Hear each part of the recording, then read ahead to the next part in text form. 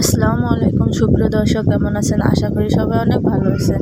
মালয়েশিয়ায় যারা প্রথমবার কাজের জন্য যেতে চাচ্ছেন, আজকের ভিডিওটি তাদের জন্য খুবই গুরুত্বপূর্ণ। অনেকেই মালয়েশিয়া কলিং বা কাজের ভিসার কথা শুনে সরাসরি দালাল এবং এজেন্সির কাছে টাকা দিয়ে দেন, কিন্তু মালয়েশিয়ার বৈধভাবে যেতে হলে শুধু ভিসা করলে হয় না, এর আগে পরে বেশ কয়েকটি গুরুত্বপূর্ণ প্রক্রিয়া সম্পন্ন করতে হয়। তাই আজকের ভিডিওতে একদম শুরু থেকে মালয়েশিয়ায় পৌঁছানো পর্যন্ত পুরো বিষয়টি সহজ ভাষায় বলছি।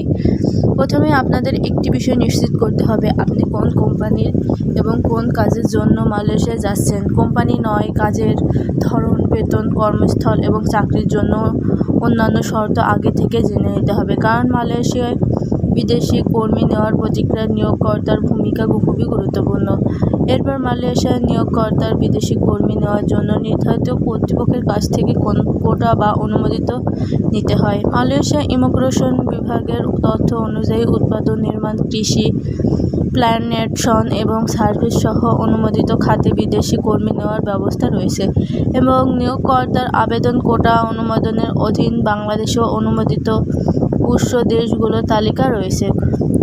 কোটা ও প্রয়োজনীয় অনুমোদন পাওয়ার পর নিয়োগকর্তার পক্ষ থেকে লেভি এবং অন্যান্য সরকারি প্রক্রিয়া সম্পন্ন করা হয়। এই পর্যায়ে যারা বাংলাদেশ থেকে যাওয়ার চেষ্টা করছেন তাদের সবচেয়ে বেশি সতর্ক থাকতে হবে, কারণ সরকারি খরচ আর দালাল বা এজেন্সির সার্ভিস চার্জ এক বিষয় নয়, তাই কোনো খাতে টাকা লাগছে তার হিসাব ও রসিদ বুঝে নেওয়া জরুরি।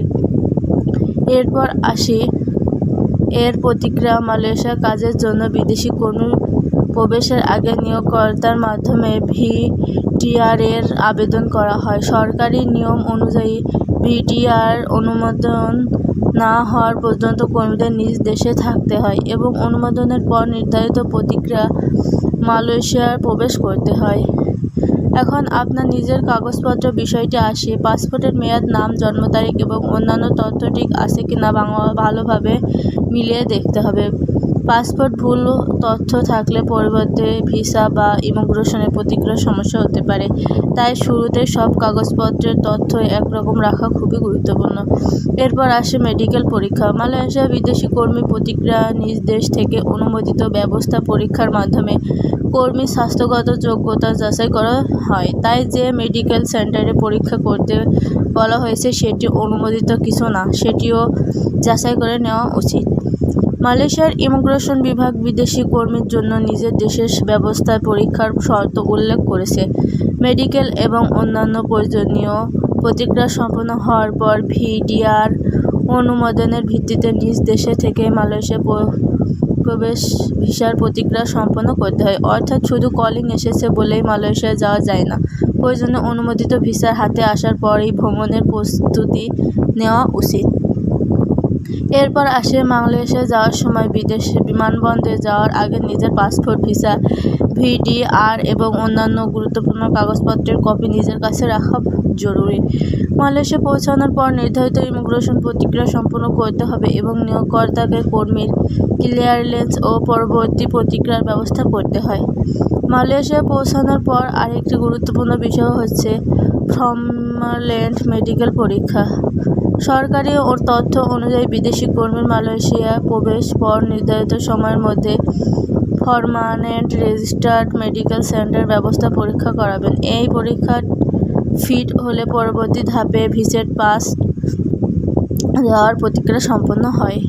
আর যদি মেডিকেল কর্মী আনফিট হন তাহলে কাজের অনুমোদিত পাওয়ার ক্ষেত্রে সমস্যা এবং নিয়োগকর্তার নির্ধারিত নিয়ম অনুযায়ী কর্মীর দেশে ফেরত পাঠানোর প্রক্রিয়া করতে হয়। তাই মালয়েশিয়া যাওয়ার আগে এবং যাওয়ার পর দুই পর্যায়ে মেডিকেল বিষয়টি খুবই গুরুত্বপূর্ণ দিয়ে দেখতে হবে। আর সবশেষে গুরুত্বপূর্ণ কথা, কারোর কথা তাড়াহুড়ো করে অঙ্কের টাকা দেবেন না। ভিসা হয়ে গেলে কলিং চলে এসেছে, কালকে ফ্লাইট, এ ধরনের কথায় বিশ্বাস করা। আগের কাগজ যাচাই করুন, কারণ বৈধভাবে মালয়েশিয়া যাওয়ার ক্ষেত্রে নির্ধারিত কর্মীর অনুমোদন, ভিআরডি, প্রবেশ ভিসা এবং কর্মীর ইমিগ্রেশন প্রক্রিয়া গুরুত্বপূর্ণ। আশা করি আজকের ভিডিও থেকে যারা প্রথমবার মালয়েশিয়া যেতে চাচ্ছেন তারা পুরো প্রক্রিয়াটি বুঝতে পেরেছেন। মালয়েশিয়া যাওয়ার আগে অবশ্যই সর্বশেষ সরকারি নিয়ম যাচাই করে, কারণ কোটা আবেদন পদ্ধতি অন্যান্য শর্ত সময়ের সঙ্গে সঙ্গে পরিবর্তন হতে পারে।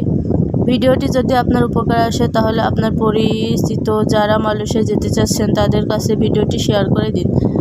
মালয়েশিয়ার নতুন ভিসা আপডেট, কলিং, চাকরি, বেতন এবং বিদেশে যাওয়ার গুরুত্বপূর্ণ তথ্য পেতে আমাদের চ্যানেলটির সঙ্গে থাকুন।